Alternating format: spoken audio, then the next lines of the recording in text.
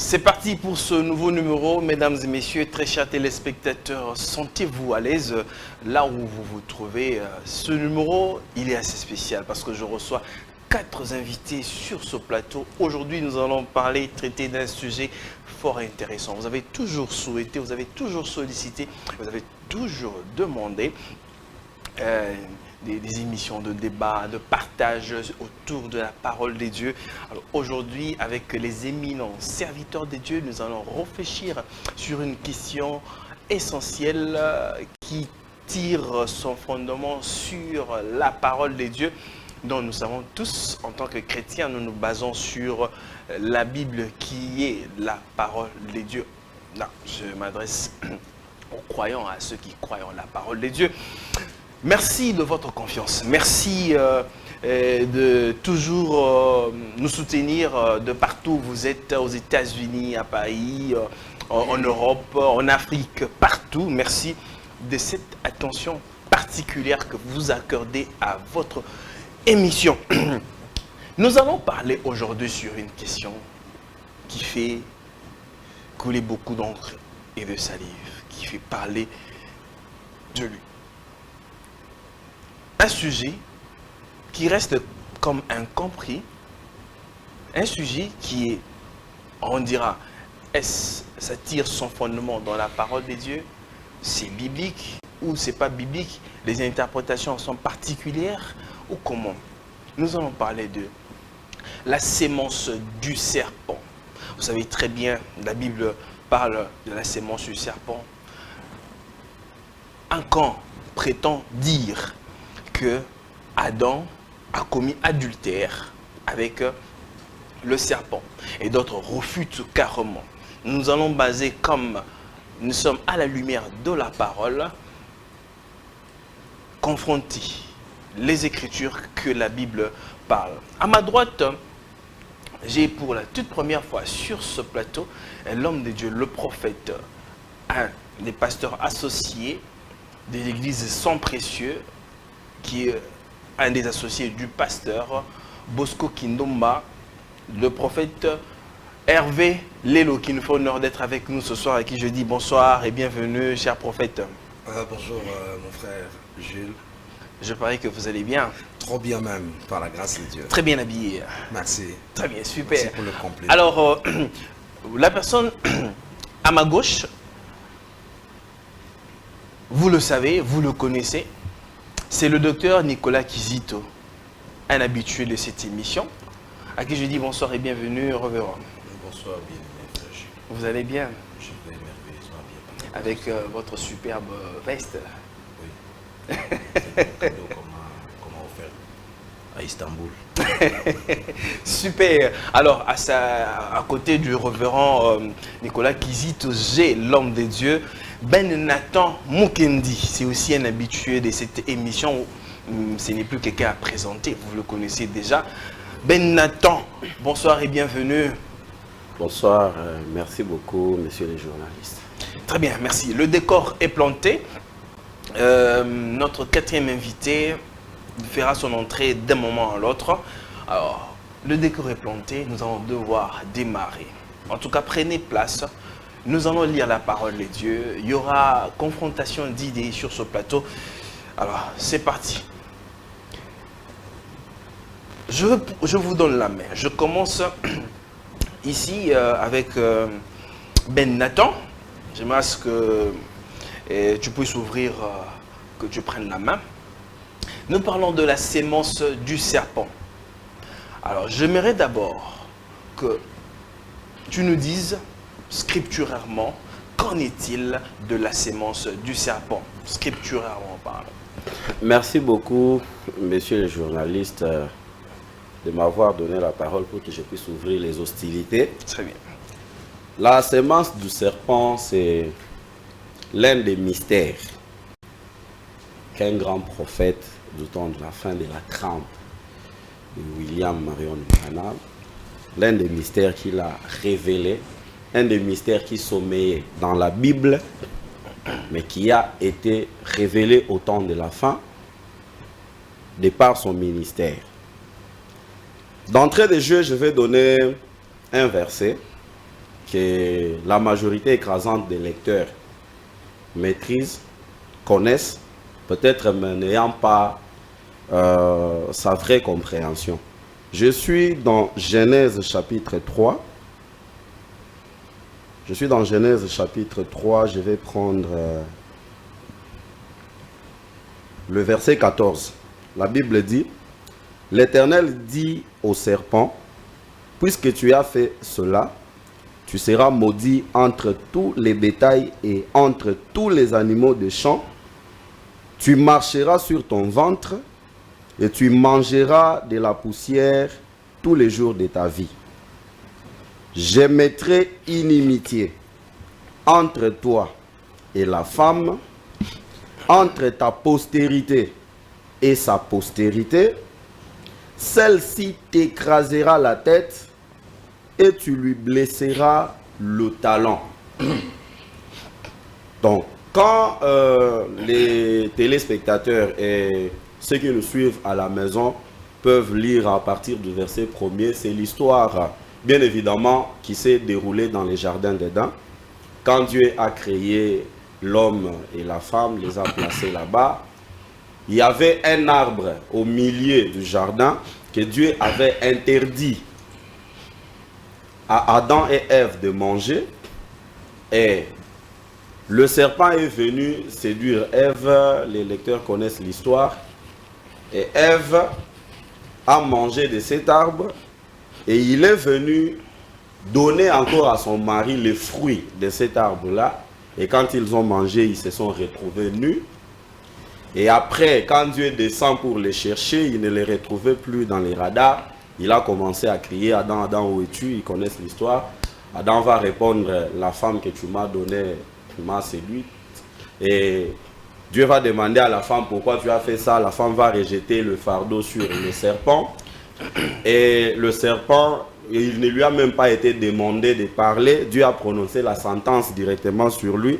Celle que je viens de lire à partir du verset 14e du chapitre 3. Qui dit que je mettrai une inimitié entre toi et la femme, entre ta postérité ou encore ta sémence, parce que c'est synonyme, ta postérité ou ta sémence, entre ta postérité et la sémence, la postérité de la femme. Cela qui tire la source, bien évidemment, de la sémence du serpent. Très bien, merci beaucoup. Je donne la parole au prophète Hervé. Prophète, vous avez suivi les interventions de l'homme de Dieu Ben Nathan. Pouvez-vous nous dire, scripturairement parlant, la sémence du serpent trouve-t-elle son fondement dans la parole de Dieu ou bien c'est une théorie ou bien voilà, c'est quelque chose fabriqué, voilà. Parce que jusque-là, je crois qu'il a lu les Écritures, mais il n'a pas encore démontré le vrai problème dans la corde sensible. Nous y allons. Parce que vous allez voir que lorsque le serpent est venu, il a essayé de séduire la femme. Parce que quand tu vois le serpent, un animal, tout ce que l'animal était en train de manigancer, le diable était derrière cet animal-là. Ça, il faut le voir dans un angle spirituel. C'était le diable qui était derrière, parce que la parole de Dieu était déjà déclarée que le fruit qui est au milieu du jardin, le fruit de l'arbre de vendie, tu ne toucheras pas, tu ne mangeras pas. Vous voyez? Très bien, prophète. Et lorsqu'il est venu, comme le diable c'est un séducteur déjà dans le jardin, il s'est infiltré au travers du serpent pour venir avec des paroles mielleuses pour pouvoir séduire la femme. Merci prophète, mais je voulais juste que vous puissiez, en accord, comme Ben Nathan a dit, que vous puissiez démontrer, qu'on se mette d'abord d'accord, si ça tire son fondement dans les Saintes Écritures et que vous appuyez ce que l'homme de Dieu vient de dire. Donc moi déjà d'entrée de jeu, je ne sais pas dans quels paramètres eux ils peuvent parler sur la sémence du serpent. Parce que voir le serpent d'abord c'est un animal. Parce qu'il y a d'autres théorèmes qui affirment que à l'époque, parce qu'on dit que c'est la révélation de frère Branham, que le serpent ancien, le serpent dont on parle dans Genèse, c'est un serpent qui avait des arbres, il avait toutes les habiletés, et lorsque Dieu l'a maudit, il a commencé à ramper, etc., etc. Donc je crois que c'est ce qui est même le socle de la sémence du serpent. Vous voyez?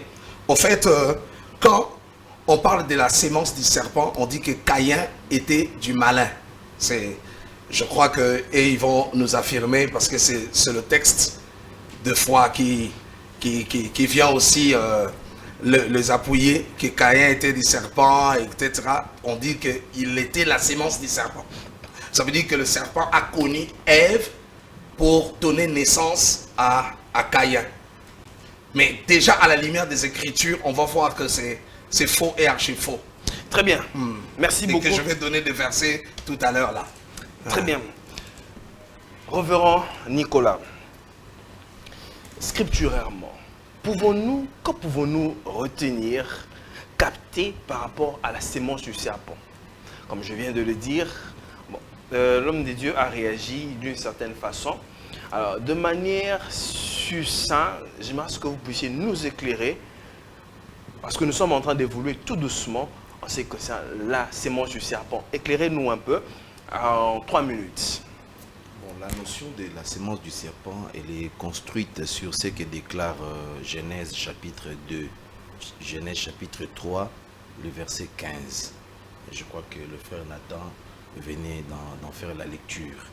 Et cette notion de la sémence du serpent découle du scénario qui s'est déroulé dans le jardin d'Éden il y a plus ou moins 6000 ans. Il s'agit de la situation qui s'était passée dans le couple d'Adam et d'Ève. Ce couple a connu une situation telle que avant que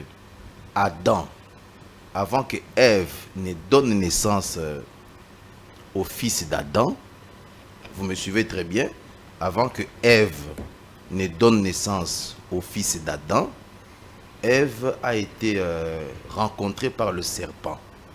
Le serpent était un animal. Le serpent était un animal. Le serpent n'était pas le diable. Vous comprenez? Le serpent n'était pas le diable. Le serpent était un animal complet, mais qui n'avait pas la même configuration qu'il a aujourd'hui.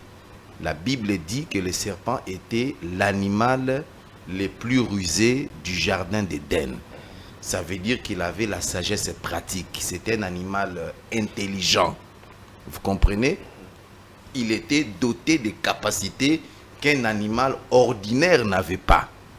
Mais au-delà du fait que cet animal était intelligent, rusé, doté de la sagesse pratique, cet animal parlait. Le serpent était un animal qui parlait. Vous comprenez?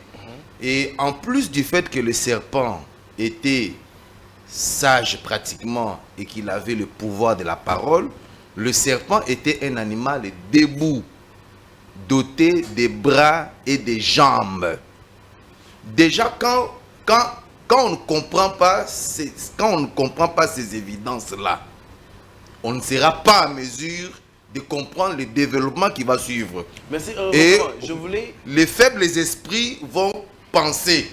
Vous dites que le serpent avait des bras et des jambes. Oui, donc tout doit commencer par là. On doit d'abord commencer. Nous sommes à la lumière de la parole. J'aimerais que vous puissiez éclairer sur le sujet. Je vais le démontrer. Très bien. Bible à l'appui. Donc, il faut qu'on se mette d'abord d'accord que le serpent n'était pas le diable. Le serpent n'était pas un esprit. Le serpent était l'animal le plus intelligent, doté de la sagesse pratique. En hébreu ou en grec, l'expression qu'il y a là, il semblerait que c'est le mara, c'est-à-dire ayant un animal qui avait la connaissance de toutes les intelligences liées à la vie. Ça, c'était le serpent ancien. En plus du fait qu'il était un animal rusé, intelligent, le serpent avait le pouvoir de la parole. Le serpent parlait. Ce qui n'est pas le cas aujourd'hui. Donc, il s'est passé quelque chose entre le moment où il était établi en Éden et le moment après qui a conduit jusqu'à son existence aujourd'hui. Il y a beaucoup de choses qui se sont passées pour qu'aujourd'hui le serpent ne parle plus. En plus du fait que le serpent parlait et qu'il était doté d'une sagesse pratique, d'après la Bible, le serpent était doté de jambes et de bras. Donc, constatez qu'aujourd'hui le serpent n'a pas de jambes et il n'a pas de bras, il a dû se passer quelque chose dans sa configuration physique. Maintenant, la semence du serpent est une vérité établie sur la Bible, construite sur ce que nous lisons dans Genèse chapitre 3 verset 15. Il s'agit de l'approche.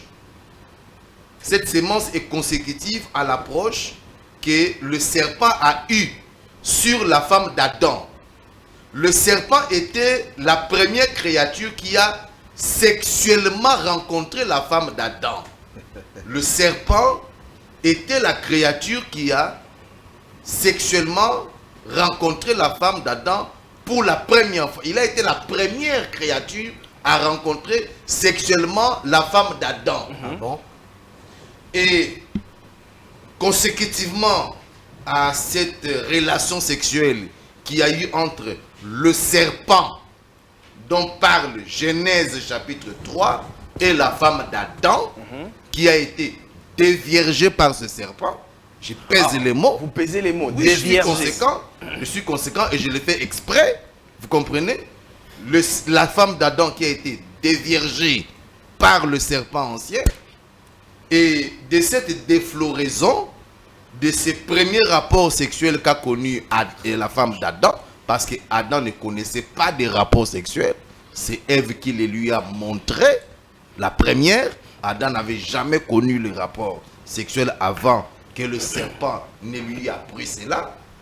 De cette relation sexuelle qu'il y a eu entre le serpent ancien et la femme d'Adam, une grossesse s'en est découlée. Très bien, nous allons y arriver, révérend. Je parie que le décor est planté. Je reçois Grace Moulaja qui fait son entrée sur notre plateau. Je dis bonsoir et bienvenue, cher homme de Dieu. Oui, bonsoir, merci. Vous allez bien? Ça va très bien. Très bien. Automatiquement, je vous donne la parole. Nous sommes en train de parler par rapport à notre sujet sur la sémence du serpent. Alors, la sémence du serpent trouve-t-elle son fondement dans la parole de Dieu? Partagez-vous cet avis, oui ou non? La sémence du serpent. Quand nous parlons de la sémence du serpent, vous faisiez l'allusion, premièrement, quoi? Dans quelle chose? Parce que nous tous, nous savons que la Bible dira Dieu bénit Adam et Ève. Dieu déclara qu'ils soient féconds. Donc c'est Dieu qui avait proclamé la fécondité de la vie d'Adam et Ève. Dieu savait qu'Adam allait avoir toujours des enfants, allait connaître toujours sa femme, parce que la Bible dira encore plus loin que Adam connaît sa femme Sarah, sa femme, Ève, et puis elle enfanta un fils. Et puis à un moment donné, elle connaît encore à sa femme, et puis enfanta encore une autre fils. Maintenant, quand les gens disent que la sémence, que le serpent aussi avait couché avec Ève, moi je me dis que c'est contre ça, parce que dans la Bible, on ne nous a jamais dévoilé tout cela. On ne nous a jamais montré ça. On ne nous a jamais démontré. Ça ne trouve pas de fondement, dans la parole de Dieu. Il y a des versets, on peut nous donner ça et puis on va avancer. Très bien. Je vous reviens, prophète Ben Nathan. L'homme de Dieu, Grâce, a très bien dit que la Bible dit que Adam connut Ève. Et voilà. On ne mentionne pas littéralement où est-ce que le serpent, où on parle de la sémence du serpent, mais tel que le docteur Nicolas vient de le mentionner, qui avait contact sexuel. Pouvez-vous nous éclairer sur la question avec les Écritures? Apparemment, ce soir, je comprends tout simplement que nous sommes dans une salade religieuse parce que je ne trouve pas vraiment...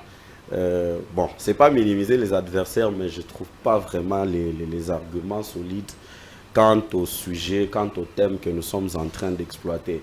D'entrée de jeu, vous avez remarqué que quand le prophète a pris la parole, il a commencé d'abord à s'embrouiller dans beaucoup de choses. Et aussi, bon, je connais pas les ministères de notre frère Grace qui vient d'entrer. Vous voyez que c'est peut-être un sujet sur lequel il n'a pas pu s'appesantir dans les recherches. Déjà, le prophète va dire que non, selon leur théorie, ils vont dire que les serpents marchaient et après, il lui a été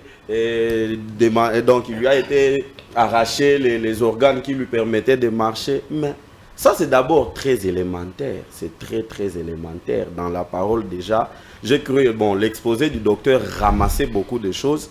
Mais vous allez remarquer que quand Dieu vient punir les protagonistes de la scène du jardin d'Éden, Dieu a posé la question, comme je l'avais dit dans l'introduction, Dieu a posé la question à Adam, qui t'a dit que tu es nu? Adam a jeté la responsabilité sur la femme. Quand on demande à la femme, qui t'a dit que tu es nu? La femme va dire, les serpents m'a séduite. Et Dieu va commencer des sentences. Parce que, comme je l'avais dit au début, Dieu n'a jamais demandé au serpent, pourquoi tu leur as dit pourquoi tu leur as demandé de manger le fruit? Au diable, on n'a pas posé la question. Dieu commence directement avec des sentences. Il va dire à l'homme au chapitre 17e, puisque tu as écouté la voix de ta femme et que tu as mangé de l'arbre au sujet duquel je t'avais donné cet ordre, tu n'en mangeras point, le sol sera maudit à cause de toi. C'est à force des peines que tu en tireras la nourriture tous les jours de ta vie. Il produira des épines. Et quand il regarde le serpent, qu'est-ce que Dieu dit au serpent? Il dit au serpent, je mettrai inimitié entre toi et ta femme et la femme, entre ta postérité et sa postérité, celle-ci écrasera la tête et tu le blesseras le talon. Quand vous remontez au verset 14, il dit, puisque tu as fait cela, l'Éternel parle au serpent, puisque tu as fait cela, tu seras maudit entre tous les bétails et entre tous les animaux des champs. Tu marcheras sur ton ventre et tu mangeras de la poussière tous les jours de ta vie. À la lumière de ces versets, toute personne qui a la maîtrise, tant soit peu de la langue française, saura que quand on dit que Jules, à partir d'aujourd'hui, tu vas commencer à marcher sur ton ventre, cela voudrait dire que, auparavant, tu ne marchais pas sur ton ventre. Mais la Bible devait aussi préciser. Non, mais c'est très précis. Il s'agit de quelle précision? Jules. La Bible devait aussi décrire, dire que, voilà, le serpent en question avait tel élément. Est-ce que la Bible a dit qu'Adam et Ève avaient 2 mains et 2 pieds? Est-ce que la Bible a donné une précision comme ça, qu'Adam avait 2 pieds, 2 mains? Pour qu'on puisse dire, il fallait que la Bible puisse préciser que le serpent avait 2 mains et 2 pieds. Est-ce qu'il y a un verset ici qui décrit comment Adam avait 2 mains et 2 pieds? Mais c'est très clair et très simple. La Bible dit, Dieu dit au serpent, puisque tu as fait ainsi, à partir d'aujourd'hui, tu marcheras sur ton ventre et tu mordras la poussière. Ça, c'était d'abord pour rencontrer, au fait, les élucubrations de notre cher prophète. 30 secondes. Qui était en train qui ne savait pas déjà que le serpent, avant, ne marchait pas sur son ventre. Et c'est après la malédiction qu'il a commencé à marcher sur son ventre. Rencontrant le frère Moulaja qui demande le verset, quand on a posé la question à Ève de savoir comment il a su qu'ils étaient nus, est-ce qu'a-t-il mangé l'arbre, le fruit de l'arbre défendu? La réponse d'Ève est très claire. Ève dit quoi? Le serpent m'a séduite. C'est ce qu'Ève donne comme réponse. Et plus tard, quand on sera dans les débats en train de prouver que c'était un acte sexuel, on va démontrer à la lumière de la parole avec beaucoup de versets. Prophète Hervé, pourquoi le serpent s'en est pris à Ève et non à Adam? Expliquez-nous. Vous savez que généralement la femme c'est un être faible. Okay. Ça il faut savoir. La femme a toujours été séduite par l'oreille. Parce que vous savez que quand Dieu a parlé, il a parlé à Adam. C'est Adam qui connaissait toutes les clauses possibles connaissant le jardin d'Éden. Mais j'aimerais encore rentrer d'abord par rapport à l'esprit de notre débat.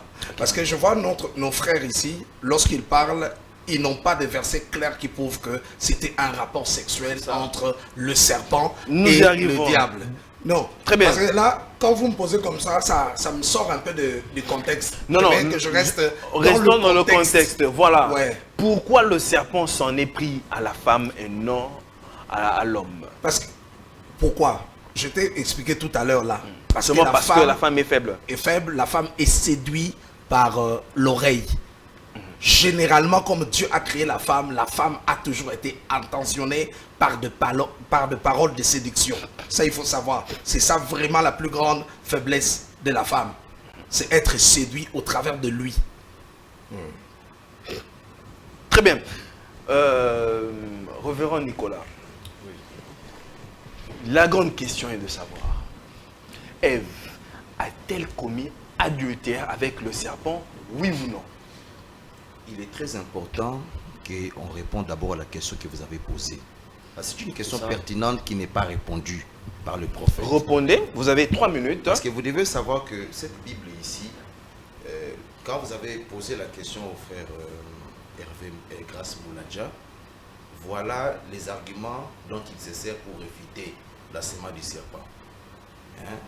Voici les arguments qu'il lui présente pour réfuter la sémence du serpent. Il se contente de dire, si les serpents étaient comme ceci, comme cela, Dieu nous l'aurait dit. Est-ce que ça c'est un argument sérieux? Que si le serpent parlait, Dieu nous l'aurait dit. Si le serpent avait des jambes, la Bible allait l'affirmer. La Bible allait l'affirmer. Et les prophètes renchérissent davantage. Mais je renchéris encore. Ça c'est des choses qu'il ne faut pas dire à la télévision. Sincèrement. C'est des choses qu'il ne faut pas dire, qu'il faut éviter de dire à la télévision. Parce que quelqu'un qui a suivi une formation biblique approfondie doit savoir que Proverbe chapitre 25, verset 2, ça c'est le premier verset que je dépose sur la table. Parce qu'il y a des versets plus virulents qui vont suivre. Il doit savoir que Proverbe chapitre 25, verset 2, c'est le roi Salomon qui parle. Il dit que la gloire de Dieu, c'est de cacher les choses. Vous me suivez, frère? La gloire de Dieu, vous voyez comment il respire. La gloire de Dieu, c'est de cacher les choses. Et la gloire des rois, c'est de sonder les choses que Dieu a cachées. Ça, c'est un. Et le prophète Esaïe, voici des vrais prophètes, comment il parle. Un vrai prophète, il renchérit ce que dit un autre prophète. Un autre prophète, quand il vient, Esaïe 45, verset 15, il dit, ô Dieu, Dieu d'Israël, tu es un Dieu qui te cache. Dieu d'Israël, sauveur. Donc, Dieu, sa caractéristique fondamentale, qui fait sa gloire, c'est de cacher les choses. C'est de cacher les choses, pas de les dévoiler. Très bien, répondez maintenant à la question. Ça, c'est la sémence du serpent est une énigme, est une des grandes énigmes de l'histoire biblique. Pourquoi le serpent s'en est pris à la femme et non à l'homme?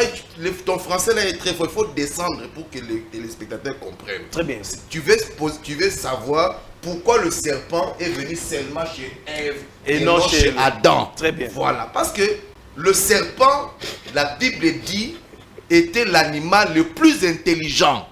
Le plus risé. Il ne faut pas dire intelligent, risé. Restons dans le contexte d'être intelligent. Restons dans le contexte de la ruse. La Bible dit que David était beau et rusé. Non. Ça, il faut voir le contexte. Le chef discipliné dans les débats. Je ne pas la police du débat. Quand il parle, nous on est vous allez le rencontrer. Regarde comment il est agité. Vous allez le rencontrer. Parce que c'est ça de il commence à suer.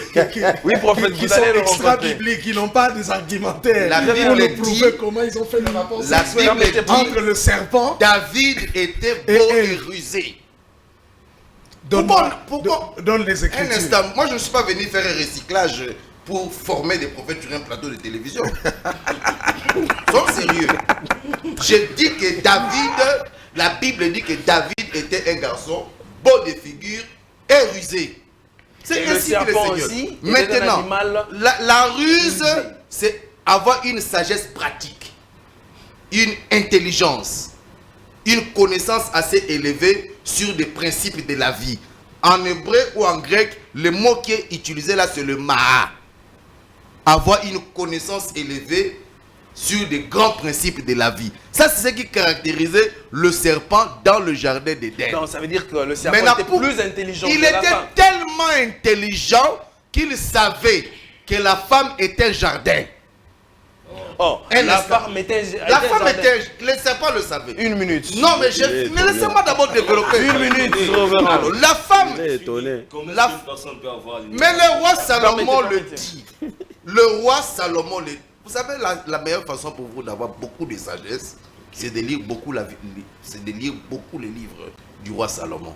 Il était un des hommes les plus sages de l'histoire. Révérend, vous êtes en train de perdre. Cet homme sage, le roi Salomon, il dit que la femme est un jardin fermé. La femme est un jardin.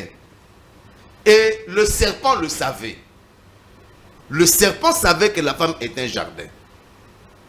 Et le diable, le grand esprit, le diable qu'on appelle Lucifer, l'ange de lumière là, lui aussi il savait que la femme est un jardin.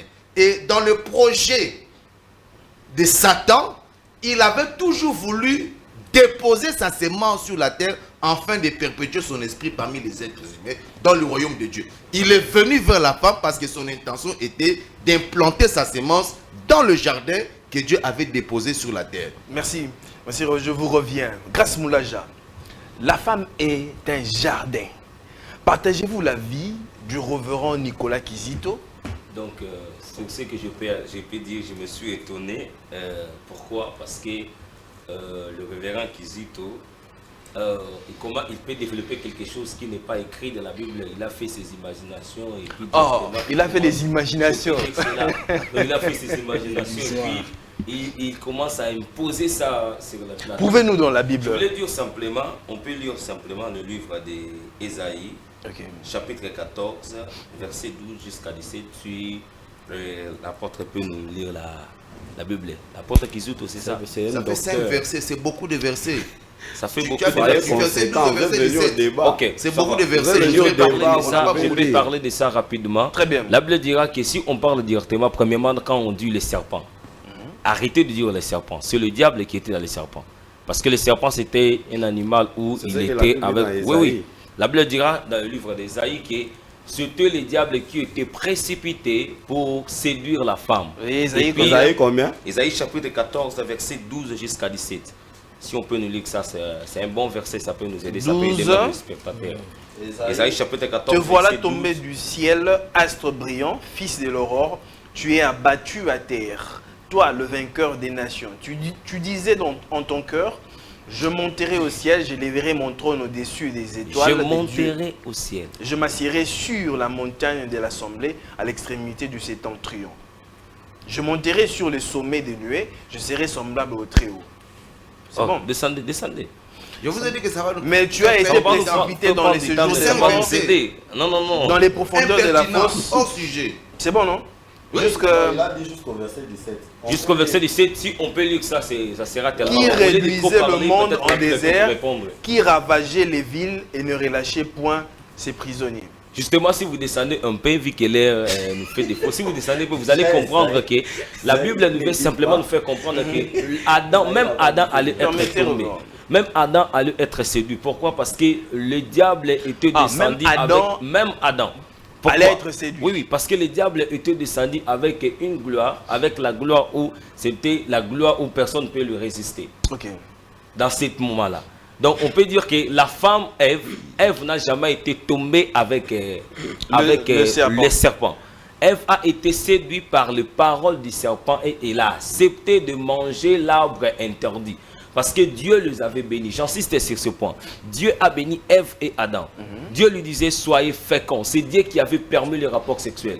Donc Adam et Ève connaissaient déjà les rapports sexuels. Parce que pendant que Dieu le bénit, que soyez féconds. Mais ce n'était pas de la manière dont où nous sommes en train de dire aujourd'hui qu'ils étaient tombés, après avoir tombé, après, par là, Dieu les a chassés. Donc Ève n'a jamais fait les rapports sexuels avec le serpent. Nous sommes en train de dire le serpent, mais en réalité, c'était le diable qui voulait aussi relever son trône. Dans le livre d'Ésaïe, on vient de nous lire, on vient de nous expliquer que le diable voulait relever son trône. Les gens le suivraient, mais les gens ne savaient pas que c'était déjà rejeté, c'était quelqu'un qui était déjà rejeté de Dieu. Donc on ne peut pas nous dire que, comme les bishops, c'est que le docteur vient nous Nicolas dire Kizito. Il a tombé avec Prophète Hervé. La femme. Prophète Hervé. Bibliquement parlant, parce que l'homme de Dieu vient de dire ici que Adam et Ève connaissaient déjà le sexe, tout ça là. Ce n'est pas le fait que le serpent soit venu, ainsi de suite. Mais la Bible nous dit, en Genèse, qu'ils étaient nus, mais ils n'en avaient point honte et ils n'en savaient guère de ce qu'ils avaient comme élément sur leur corps. Ouais. Mais pourquoi, quand ils sont tombés, l'homme et la femme ont caché leurs parties intimes? Parce qu'on dit qu'ils ont mangé le fruit. Parce que d'autres présentent, c'était un fruit. Une question, pourquoi n'ont-ils pas caché le fruit par lequel ils ont mangé, disons la bouche, mais ils ont caché leurs parties intimes? Et quand Dieu est descendu ce soir-là dans le jardin, et ils se sont cachés. Pourquoi? Éclairez-nous un peu sur la question. Merci beaucoup en tout cas. Déjà, avant de répondre à cette question, vous avez 3 minutes. Je dois donner le verset biblique d'abord. Genèse chapitre 4, le verset 1 à 2. Je lis la parole de Dieu, si vous permettez. Très bien. D'accord. Adam connut Ève, sa femme, elle conçut et enfanta Caïn. Et elle dit, j'ai formé un homme avec l'aide de l'Éternel. Le verset dit, elle enfanta encore son frère Abel. Abel fit berger et Caïn fit laboureur. Déjà, à ce qui concerne l'instruction que Dieu avait donnée à Adam sur le jardin, c'était pas qu'il puisse manger le fruit de l'arbre défendu.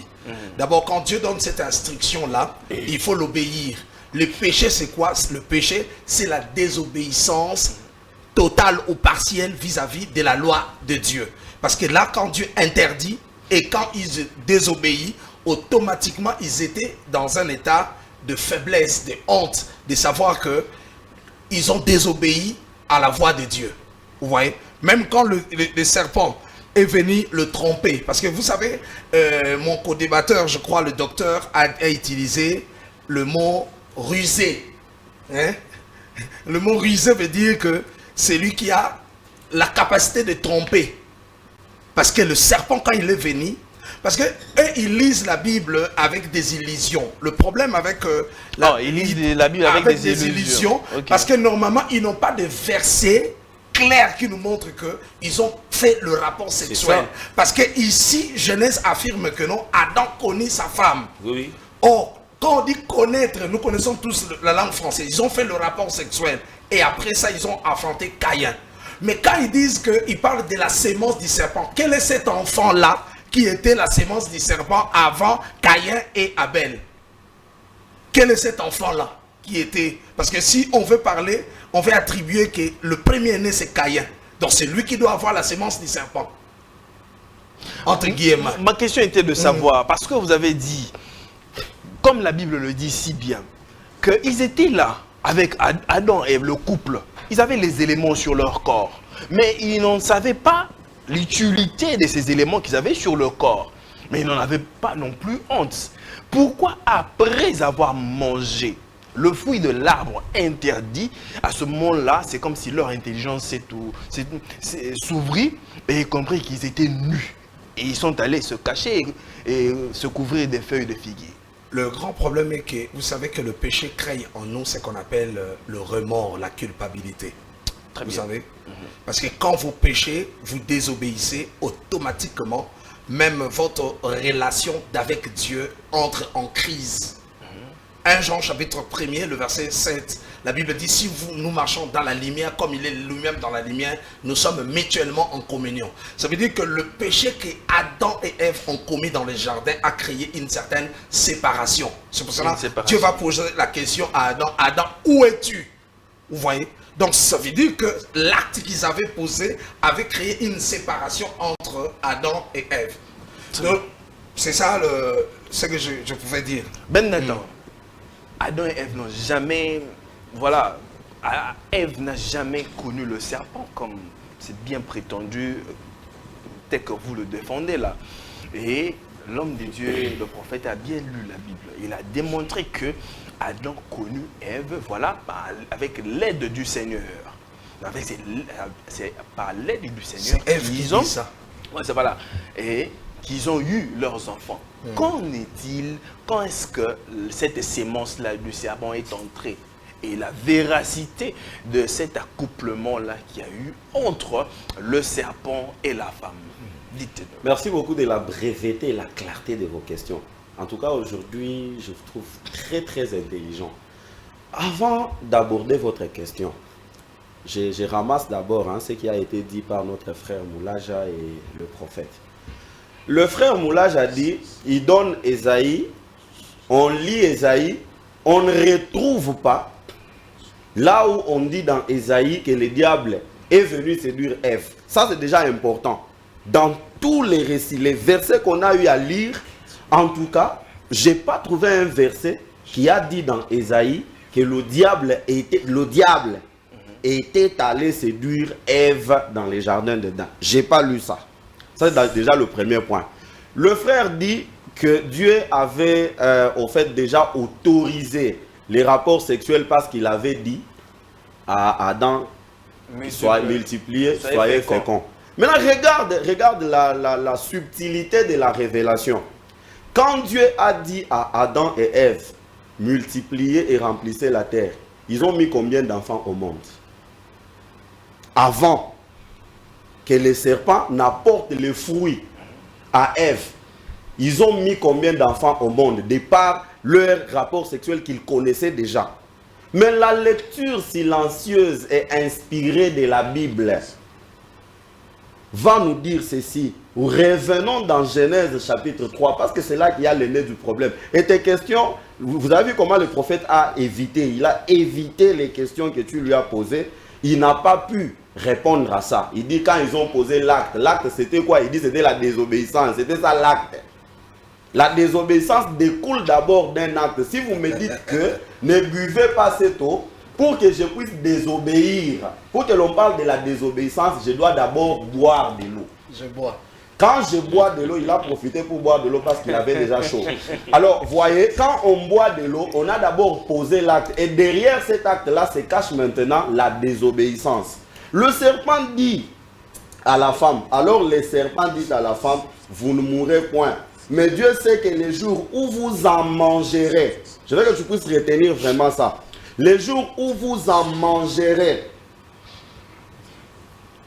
vos yeux s'ouvriront et que vous serez comme des dieux, connaissant le bien et le mal. Les jours où vous ferez quoi? Vous en mangerez. Maintenant, le docteur a donné un conseil très sage ici à mes frères qui sont en face.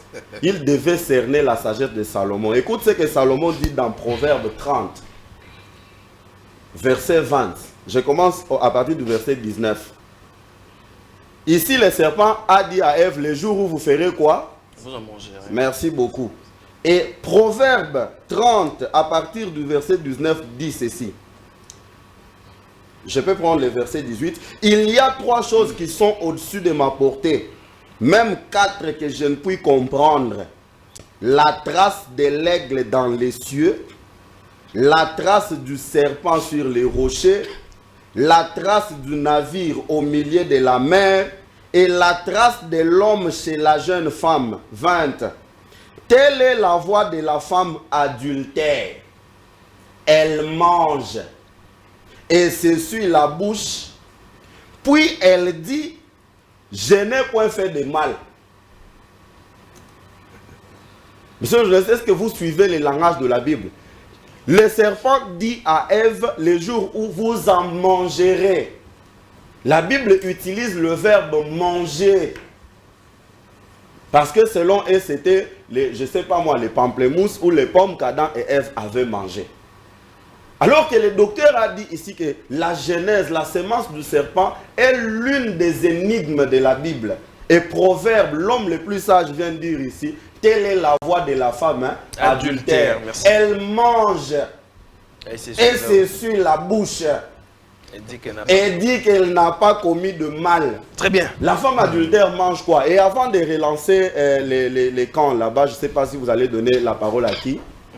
Si Adam et Ève n'avaient pas les péchés originaux, si ce n'était pas les rapports sexuels, pourquoi tout le monde qui naît par les canaux des rapports sexuels naît sous les péchés d'Adam et Ève? Et il a fallu que Jésus naisse en dehors de cet acte-là pour qu'il ne soit pas dans les péchés. Très bien. Une bonne question dont ils vont devoir répondre à cette question. Docteur, démontrez-nous. Parce que jusque-là, on n'a rien démontré bibliquement. Le prophète dit c'était le rapport sexuel. Le rapport. Donnez-moi le verset. On vous a donné. Permettez. Non, on n'a vu pas. Permettez. Ça n'encadre pas. Permettez. Donnez-nous Docteur, les versets. Mangez, vous n'avez pas expliquez-nous. vu. Adam, Vous ne verrez Ève pas. a commis adultère. On va y arriver. Et c'est ce qui a engendré tout le mal, comme Ben Nathan vient de le dire là. Vous avez posé une question pertinente, prophète Hervé. La question de savoir, lorsque Adam et Ève ont mangé le fruit défendu, ils ont dû cacher leurs parties intimes au lieu de cacher la bouche qui a été le canal par lequel le péché a été commis. Est-ce qu'il a répondu à cette question? Mais en lieu et place de répondre à cette question, il s'évade. Et il va se cacher derrière Genèse chapitre 4, versets 1 à 2. Qui est clair, qui montre qu'ils ont fait le rapport sexuel. Lequel le verset premier est éclairci par le verset 25 du même chapitre. Mais je vais y arriver. Parce que, sincèrement parlant, je ne pouvais pas m'imaginer que je reviendrai encore sur ce débat 25 ans après. Parce que c'est un débat dans lequel je me suis évertué quand j'étais encore âgé de 21 ans en 2001. Je ne pouvais pas m'imaginer qu'avec l'évolution technologique et des vérités qui ont été développées par la science aujourd'hui, des personnes vivant en plein 21e siècle seraient encore en mesure, auraient assez du courage pour refuter la vérité sur la sémence du serpent. Parlant du péché originel, pouvez-vous imaginer le créateur du ciel et de la terre, lui le grand législateur, il proscrit un acte consistant à ne pas manger un fruit dont il dépend la consommation. Et quand les individus le mangent, ils mangent le fruit défendu.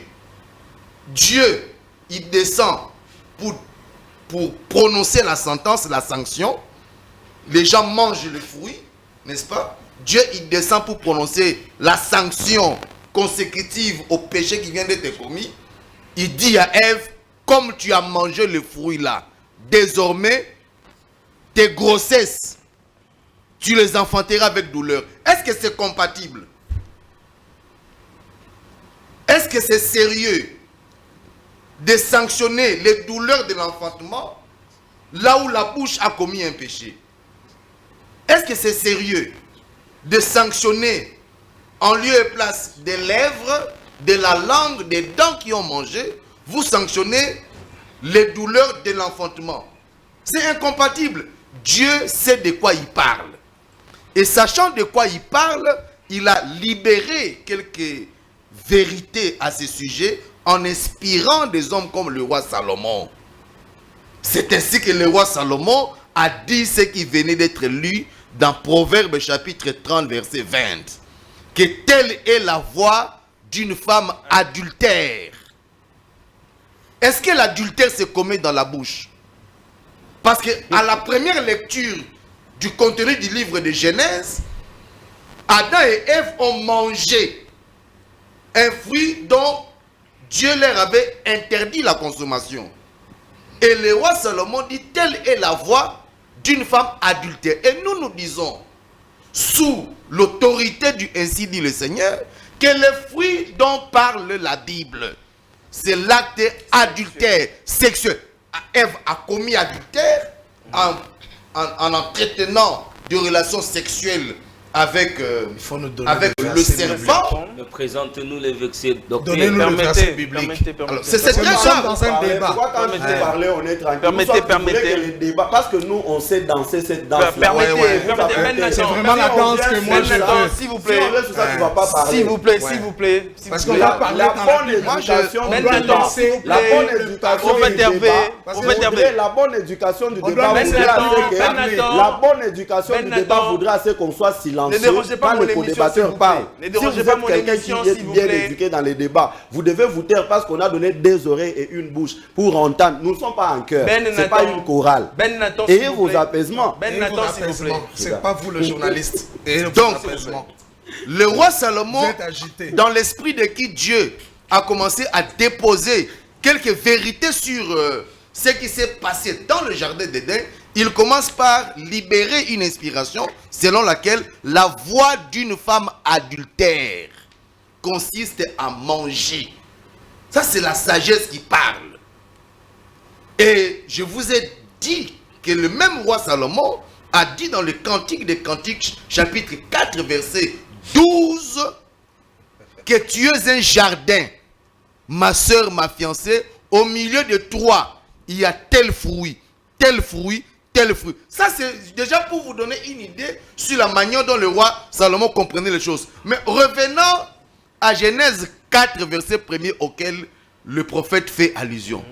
Mais c'est très ahurissant, parce que le contenu de ce chapitre aurait dû être déjà compris il y a 20 ans. Parce qu'il y a 20 ans, il y a des théologiens mieux méticulés que lui qui avaient déjà compris ça. Et ils évitent d'engager un débat sur ça. Très bien, merci. Non, non, non, il est très important de noter que lorsque vous lisez Genèse chapitre 4, parce qu'ils veulent les preuves, lorsque vous lisez Genèse chapitre 4, Adam connaît. voilà. Connaît ça. Vous allez vous rendre compte que ce chapitre-là révèle que Adam a connu sa femme 2 fois. Lorsque la Bible montre clairement que Ève a connu sa femme 2 fois, Adam a connu sa femme 2 fois, et que de ces 2 relations sexuelles, sont nés 3 enfants. 2 enfants. 3 enfants. J'ai dit 3. enfants. 3 enfants. J'ai dit oui. Adam. Dans la Bon, Bible, le dans la premier Bible. enfant. Non, permettez. Premier enfant. 2 enfants. Non, prophète, On a parlé non. de Caïn et Abel. C'est noir, c'est blanc. Donnez-nous. Laissez-moi, les questions sont à moi. Ouais. Donnez-nous une Le écriture. verset. Donne-nous les Écritures. C'est pourquoi je vous dis Donnez-nous le que 3e enfant là. moi avant je suis Caïn venu et Abel. sur la terre ici, je suis venu en mission. Ok. C'est pour déboussoler des gens comme ça. Très bien, donnez-nous le verset. Vous comprenez? Laissez-nous par le verset Hein, biblique. quand le frère Branham vivait, il savait que je viendrais pour mettre à nul ce genre de réflexion. Donnez-nous le verset, papa. J'insiste avant de les lire. Faut dire. Vous comprenez? Très bien. Que Genèse 4 auquel il a... Lisez pour vous chuter. Un instant, je vais lire. Et lisez pour vous Lisez chuter. ça. Genèse, un instant. Qu'on nous montre le 3e enfant. Je vous dis d'abord que ce chapitre 4 révèle qu'il y a 2 actes sexuels Qui a produit 3 qui a produit 3 enfants. Je vais maintenant les lire. donnés. Prenons le premier acte sexuel. Très bien. Genèse 4, c'est ce qu'il a lu, verset 1er. La Bible dit, Adam connut Ève, sa femme. Elle conçut et enfanta Caïn. Et elle dit, j'ai formé un homme avec l'aide de l'Éternel. Point. Qui a Ça, c'est le premier acte sexuel. Ok. Deuxième acte sexuel. Vous ne trouvez pas ça avant le verset 25. S'il a la preuve que le deuxième acte sexuel qui a donné Caïn se trouve avant le verset 25, je lui donne 1000 ans pour le chercher. Mais le verset 25 donne le deuxième acte sexuel. Lisez-le. Verset 25. Adam connut encore Ève, sa femme. Deuxième rapport sexuel. Premier verset, Adam connut Ève, sa femme. Deuxième verset, verset 25, Adam connut encore. Encore, c'est un adverbe qui veut dire une fois de plus. Une deuxième fois de plus. Donc, je dis que le chapitre 4, ce dossier ici a été résolu par le frère Branham Un instant. Cette fois, ce dossier ici, frère Jules, ce dossier ici a été résolu par le frère Branham il y a 60 ans. Merci. Donc le chapitre 4 ici révèle 2 actes sexuels avec 3 enfants qui sont nés. Très bien. Grâce au Moulaja, n'estimez-vous pas, comme Ben Nathan l'a souligné, qu'il y a eu une conversation entre le serpent et la femme? Et le docteur a aussi mentionné quelque chose de très important ici, que pourquoi, et c'était aussi une question que j'avais posée au prophète, pourquoi Dieu, quand il a maudit, quand ils ont mangé plutôt le fruit, et ils n'ont pas couvert la bouche par laquelle ils ont mangé, mais ils ont couvert leurs parties intimes. Éclairez-nous sur la question. Si ce n'était pas l'acte sexuel, dont on parle du péché originel. Je félicite d'abord la motivation et le courage de notre papa, qui on peut dire papa frère, le docteur fils des frères Nicolas, Branham, le fils des frères Branham. Donc il est en train de dire des choses où des fois ça me fait mal dans les oreilles. Je me suis dit, comment est-ce que quelqu'un peut être rempli avec beaucoup d'ignorance comme ça, et puis il affirme ça, parce qu'on a besoin de versets bibliques. Mais il a donné les versets bibliques. Le verset biblique qu'il est en train de donner, je reviendrai vers vous. Je vais d'abord vers le frère Nicolas. Le frère Nicolas vient de dire pourquoi seulement après l'acte sexuel, et puis le couple d'Adam et Ève s'est rendu compte qu'ils étaient unis et ils s'est couvrir. Nicolas n'a pas dit ça? Non, il vient de dire ça. Nicolas. Moi, le frère Nicolas, j'ai dit ça. Non, le frère Nathan, Ben Nathan. Ok, désolé. Le frère Ben Nathan vient de dire que pourquoi seulement quand il a connu, il a mangé l'arbre qui était défendu de manger, et puis directement, leurs yeux s'ouvrirent. Je voulais dire quelque... J'ai dit ça. Ouais, c'est ce que tu venais de dire. Cher Jules, toi qui as la police. C'est ce que je venais de dire. Je vous ai bien suivi. Je voulais simplement dire une chose. Vous savez, ce qui est révélé est pour nous, ce qui est caché est pour Dieu. Dieu n'est pas un machiavélique pour commencer de nous cacher des choses qui peuvent nous faire révéler. Parce que c'était au point de nous dire que c'était le rapport sexuel entre le serpent et Ève. On allait simplement nous faire comprendre cela. Et puis on nous a dit qu'après ces moments-là, leurs yeux s'ouvraient. Pourquoi? Parce que l'Éternel les avait interdit de manger le fruit interdit, l'arbre interdit. C'est pourquoi non, grâce Moulaja. Oui, Dieu les avait défendus de manger. Pourquoi, quand ils ont mangé, ils ont mangé, non? Mais pourquoi ils n'ont pas couvert la bouche, mais ils ont couvert leurs parties intimes? La Bible mentionne très bien qu'ils en avaient déjà, mais ils n'en avaient point honte. Vous ne savez pas que quand quelqu'un pêche, quand il n'a pas encore la présence de Dieu, le premier fait qui se passe de la vie de la personne qui n'a pas la présence de Dieu, c'est les envies de sexe, l'envie de faire des bêtises, l'envie d'aller coucher avec n'importe qui. Pourquoi? Parce qu'il n'a pas la présence de Dieu. Adam et Ève s'est compris qu'ils étaient loin de la face du Seigneur. Et puis il se sentait. Avant, j'étais dans la présence de Dieu. Après avoir mangé l'arbre qui te défendit, donc après la désobéissance, quand il s'est désobéi à Dieu, il s'est ça à l'insécurité. Et puis leurs yeux, quand c'est ouvrir directement, la Bible dira que Adam et Ève s'est couvrir. Quand ils s'est couvrir, ils ne se couvraient pas parce que Ève avait commis les rapports avec le serpent. Ils se couvraient parce que leur mauvaise idée, leur mauvaise pensée s'était ouvrir. Très bien. Prophète Hervé. Prophète Hervé. Ça me donne beaucoup d'exercices, de réflexion. Prophète Hervé. Merci. Vous avez... Tu me tortures l'esprit. Permettez, docteur. Question. Vous ne trouvez pas que Ben Nathan et le docteur Nicolas ont raison, parce qu'ils ont démontré bibliquement qu'il y avait un acte sexuel. Hormis l'acte sexuel, ils ont démontré bibliquement que voilà comment est-ce que est issue cette sémence qui venait carrément du serpent. Et puis la malédiction qui a découlé de cet être-là qui s'est transformé par la suite. Éclairez-nous, dites-nous le contraire par rapport à ce Parce que... que moi, déjà, vient ça de me dire. fait beaucoup rire. Je crois, donc personnellement, je me vois comme aussi, comme on était dans dans un salle de spectacle où il y avait des comédies clubs. Pourquoi? Parce que les frères n'ont pas démontré, ils ont été incompétents de nous démontrer bibliquement que Adam et Ève ont fait le rapport sexuel. Vous savez, dans cette histoire de la Bible, même quand mon bien-aimé, l'apôtre, a démontré que le diable c'est le serpent ancien, en lisant Apocalypse chapitre 12, le verset 9, on dit quoi? Il fit précipiter le grand dragon, le serpent ancien, appelé le diable Satan. C'est lui qui séduit toute la terre. Et il fit précipiter sur la terre, et ses anges firent précipiter avec lui.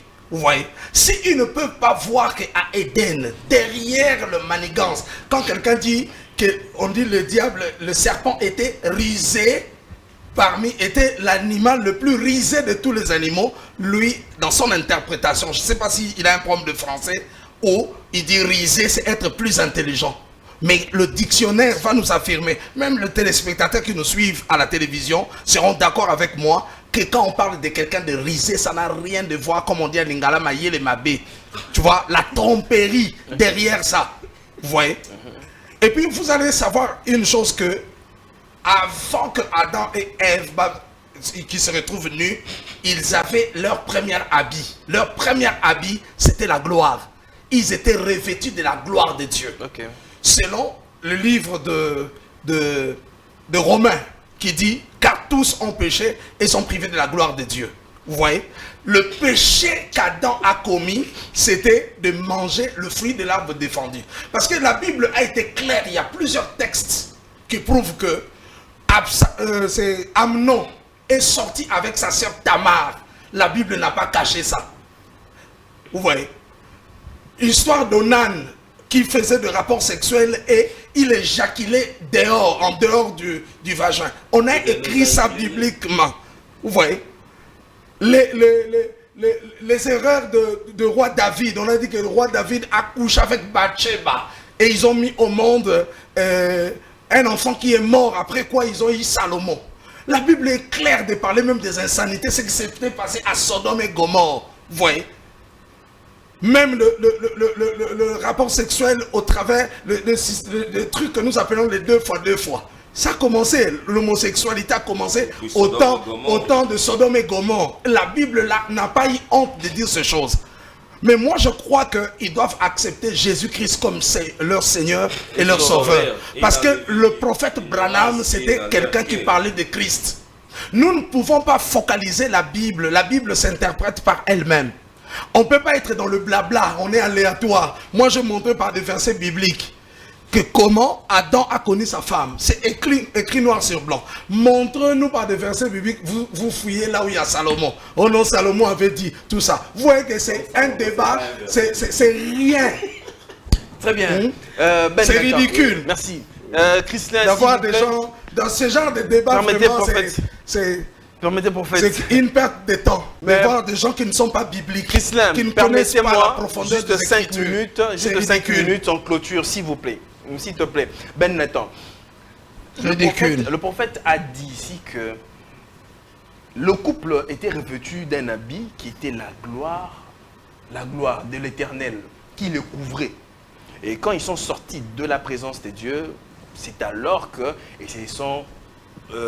la conscience est revenue et ils ont su qu'ils étaient nus. C'est pourquoi ils sont allés se couvrir d'une certaine façon. N'a-t-il pas raison quelque part là? Parce que quand on est dans la présence de Dieu, nous sommes couverts d'une certaine façon. Dès que l'on sort, automatiquement, on est à nu. Gloire de Dieu. Vous avez 2 minutes. Voilà. Je crois que c'est votre dernière prise de parole. Votre dernière prise de parole et votre conclusion. Même si c'est une dernière prise de parole, ma question est restée pendante. Je crois que peut-être quand ils vont prendre la parole pour leur dernière prise de parole, ils vont répondre à cette question-là. J'ai dit ceci comme ma question. Si le péché d'Adam et Ève n'était pas le sexe, pourquoi tous ceux qui naissent par le sexe naissent sous les péchés d'Adam et Ève? Et il fallait que Jésus naisse en dehors des sexes. Ils n'ont pas touché ça, les deux. Très bien. Les deux, ils n'ont pas touché ça, les deux. Ils vont répondre. Deuxièmement, moi je remarque une sorte d'ignorance notoire des versets de la Bible. Parce que quand il dit donnez les versets. donner les versets bibliques qui montrent qu'ils avaient commis l'adultère. Il dit, ils partent se cacher dans Salomon. Pour lui, Salomon, c'est le verset de réveillez-vous des témoins de Jéhovah. Ce n'est pas un verset biblique. C'est le réveillez-vous des témoins de Jéhovah. Il ne sait pas que les proverbes, ce sont des versets bibliques. L'autre dit, et lui, il a épousé. Il dit, si la Bible voulait parler de l'adultère, la Bible aurait dit ça clairement. Il n'aurait pas caché. Mais, s'ils étaient sages, le docteur a lu Proverbe 25, le verset 2. Parce qu'elle ne croit pas en Salomon. Salomon n'est pas le verset biblique. On n'a pas parlé de elle. Proverbe dit ceci. La gloire de Dieu, c'est de cacher quoi, frère Jules? C'est de cacher des choses. C'est que Dieu peut cacher des choses dans la Bible. Et Jésus va relayer ça. Il bouge parce que pour lui, Proverbe, ce n'est pas la Bible. Et c'est un prophète.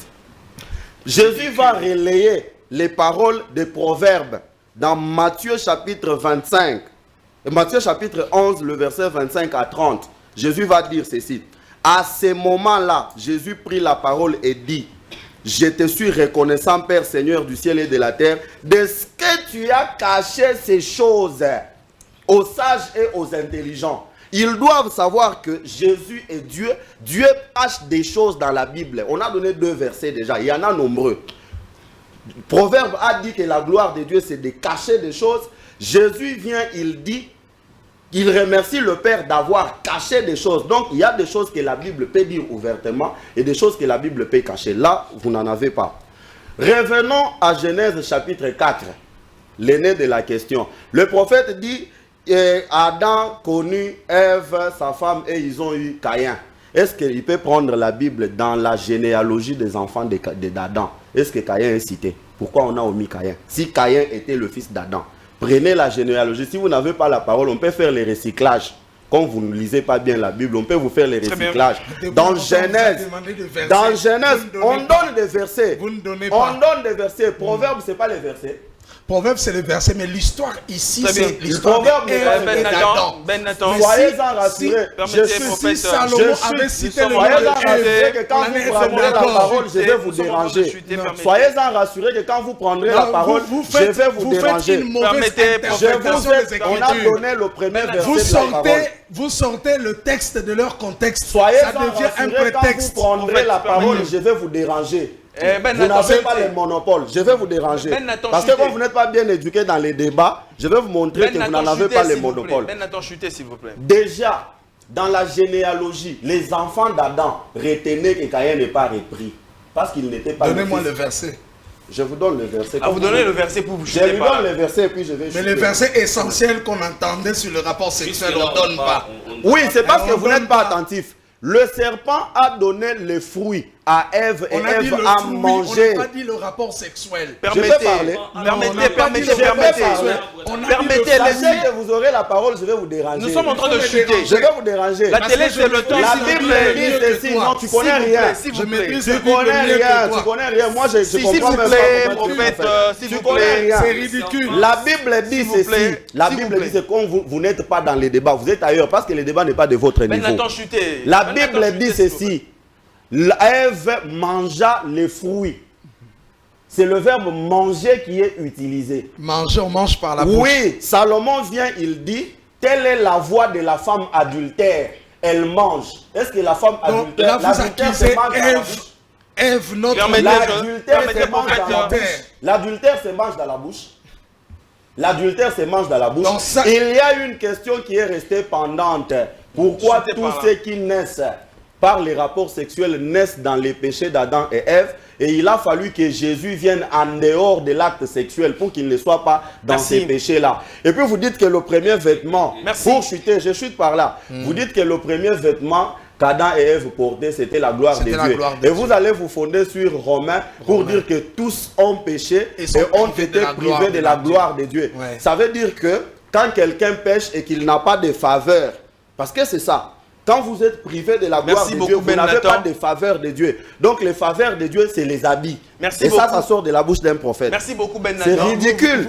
Docteur vous avez Nicolas, mal vous avez la compris parole. le texte. Permettez, prophète, on me signale déjà que c'est la fin. Docteur Nicolas, Ridicule. chutez Je par vois là. que David, J'ai pitié de- J'ai constaté de que ses depuis frères. le début, dans le seul argument que que les deux co-débatteurs avaient amené sur le plateau, c'est Genèse 4, verset 1er et le verset 2. C'est le seul argument. Non, je vous ai donné Jean. Permettez, nous avons fini. Désordonné Nous comme avons ça. fini, s'il vous On est plaît. désordonné. Hein, Ça, c'est un désordre. Révérend. Alors, le seul argument, Puisque vous n'avez pas donné un verset, le seul vous, argument, noir sur blanc, laissez-moi poser la question. Noir je sur suis blanc, déçu noir sur blanc, d'avoir un que débat Adam des et petits Ève enfants. a commis adultère avec le serpent. j'ai donné 2 versets. C'est Dans très Genèse. grave, Que s'il les vous plaît. serpents J'ai donné donné la- 2 versets. Nous avons lu un verset où Ève a mangé un fruit qui lui a été donné par le serpent. Ça, c'est un verset de la Bible. Ok. J'ai donné un deuxième verset qui explique que Adam a connu sa femme 2 fois et 3 enfants sont nés. J'ai donné ce verset-là. Il dit non. J'ai donné un Mal troisième verset. interprétation. Permettez, prophète. Je vous donne la parole. J'ai donné un troisième verset qui explique le fait de manger, qui assimile le fait de manger pour une femme adultère comme étant la sexualité. Mais je constate que un homme aussi intelligent que David, parce qu'il dit que je suis plus intelligent que tous mes pères et mes anciens, il dit, je suis né dans le péché, je suis conçu dans l'iniquité. C'est ça le péché original. À la question de savoir quel est le péché original, un homme intelligent doit être en mesure de dire le péché original, c'est la sexualité. Parce que David dit, je suis né dans le péché et je suis conçu. Conçu, c'est concevoir la grossesse. Je suis conçu. On m'a conçu dans l'iniquité. Vous comprenez? C'est ainsi que Jésus-Christ, comme le Rédempteur, le Sauveur, il devait venir racheter l'homme, mais en naissant d'une conception virginale. Très bien. C'est-à-dire en dehors du sexe. Merci beaucoup, Révérend. C'était votre dernière prise de parole. Nous chutons. Prophète, c'était une bonne question. Pourquoi nous naissons, quand nous naissons par le sexe, nous naissons avec le péché et que le Seigneur Jésus-Christ devait venir par ce canal-là, mais par une vierge, afin de nous racheter? N'ont-ils pas raison de dire que réellement Adam avait commis adultère avec le serpent, raison pour laquelle Jésus devait mourir sur la croix pour nous racheter, nous qui étions perdus? Merci pour, Une minute. Merci pour votre question. La Bible dit dans 1 Corinthiens chapitre 15, je crois à partir du verset 42, si vous descendez, la Bible dit le premier Adam était une âme vivante et le dernier Adam devient un esprit vivifiant. Parce que Adam était un être humain. Il pouvait tomber dans le péché, mais le second Adam ne pouvait pas tomber dans le péché. Raison pour laquelle Jésus ne pouvait pas naître d'un rapport sexuel. Parce que l'ange a dit clairement à Marie que le Saint-Esprit découvrira de son ombre. Pourquoi? Parce que Jésus est le fruit de l'éternité. C'était lui le puissant sauveur. Il devait passer par la femme, mais c'était la sémence de Dieu. En grec, on parle de monogenestheos. Monogenestheos. Le seul et l'unique engendré de Dieu. Jésus est l'image visible du Dieu invisible. Il est ce que Dieu est. C'est Dieu dans la chair. Ça veut dire qu'il n'est pas le fruit d'Adam et de Ève. Il n'est pas le fruit de Marie et de Joseph. Tu ne réponds pas à la question.